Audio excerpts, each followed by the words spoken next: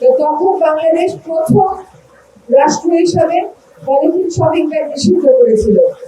2002 থেকে আজকে 2025-এ আছি। আজকে কিন্তু পলিথিন শপিং ব্যাগের বাস্তবতা, নেতিবাচক দিক আপনারা সবাই জানেন, তারপরেও কেন এটা দিবেন? আপনি যখন পলিথিন শপিং ব্যাগে খাদ্যদ্রব্য রাখেন, ওইটা আবার ফ্রিজে রাখেন, মাইক্রোপ্লাস্টিক বের হয়ে খাদ্যের মধ্যে মিশে যায়। মায়ের প্লাসেন্টাতে, মায়ের বুকের দুধে, মানুষের মগজে, মানুষের রক্তে মাইক্রোপ্লাস্টিক এসছে। এরপরেও আমরা থাকবো না। এক্সট্রিম মশার কয়েল প্ল্যান্ট ফাইবার দিয়ে তৈরি, ডেঙ্গু, চিকুনগুনিয়া বাহি সহ যে কোনো মশার বিরুদ্ধে দেয় এক্সট্রিম সুরক্ষা। আপনারা উৎপাদনের কথা বলেছেন, একটা প্রশ্ন করি, আপনার কাজটা আপনি করেন, তার কাজটা আমরা দেখবো।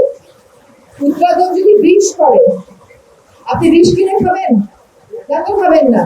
তো পলিথিন শপিং ব্যাগ হচ্ছে এক ধরনের বিষ। ছোট ছোট প্লাস্টিকের গ্লাসে আমরা গরম পানি খাই, ওই প্লাস্টিকের কাপ থেকে মাইক্রোপ্লাস্টিক লিক হয়ে আপনার শরীরে যায়। আমাদের অবশ্যই পলিথিন শপিং ব্যাগ বর্জন করতে হবে।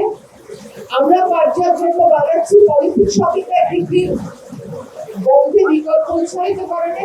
একই সাথে আমাদের পাট কলগুলো কিন্তু কার্য আদেশ পেয়ে চালু হচ্ছে, এবং যে পাট বিক্রি করে টাকা নিয়ে যায় পশ্চিম পাকিস্তান এবং ইসলামাবাদ বানায়, সেই যুক্তিতে সেটা কিন্তু আমাদের স্বাধীনতার একটা বড় কারণ ছিল।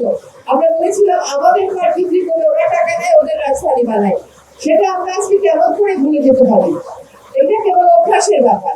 আপনি মাছ বলেন, মাংস বলেন, সবই পাটের ব্যাগে দেবেন, যিনি কিনছেন উনি বাসায় গিয়ে ধুয়ে নেবেন, সেটা কেন করতে পারা যাবে না?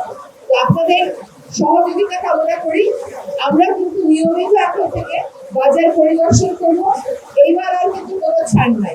এখন কারো কাছে আমরা পলিথিন পেলে সেই পলিথিন আমরা সিজ করে নিয়ে যাব আমার বাসায় না, বশির ভাইয়ের বাসায় না, ফামিলের বাসায় না, আপনার বাচ্চাকে নিরাপদ রাখতে আমরা এই কাজটা করবো।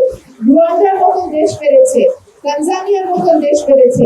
রুয়ান্ডাতে বিমান থেকে নামবার আগে পুরো শরীর চেক করা হয় কেউ পলিথিন শপিং ব্যাগ এনেছে কিনা। এবং রুয়ান্ডা একটা যুদ্ধ বিধ্বস্ত দেশ, সে বলে যুদ্ধ আমার যতটা ক্ষতি করেছে, পলিথিন শপিং ব্যাগ আমার তার চেয়ে বেশি ক্ষতি করেছে। মাত্র আমি কদিন আগে সুইজারল্যান্ড থেকে আসছি, এর আগে বিলেতে গেছিলাম। ভাই, সব দোকানে কিন্তু লোকে ব্যাগ নিয়ে যায়, হ্যান্ড ব্যাগের ভিতরে একটা ব্যাগ ভাঁজ করে রাখে, ওটা নিয়ে যায়। যদি কেউ নিয়ে না যায়, তাহলে যেখানে আপনি টাকা দিবেন আপনার পণ্যের, ওইখানে মোটা প্লাস্টিকের ব্যাগ থাকে, কাপড়ের জুটের ব্যাগ থাকে, সেটা আবার আমাদের দেশে বানানো কাপড়ের ব্যাগ থাকে।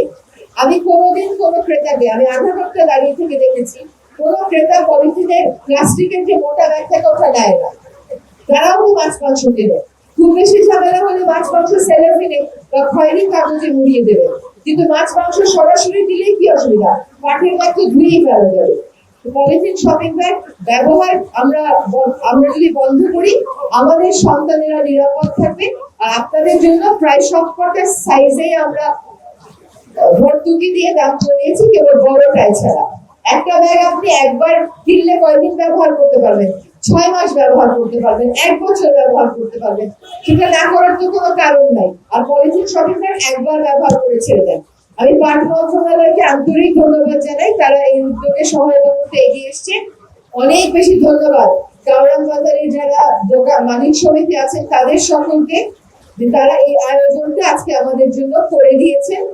তাদের আগ্রহ আছে বলেই তো করে দিয়েছেন। আমরা তাদের জন্য একটা করতালি দিই যে তারা এই আয়োজনটা আমাদের করে দিয়েছে।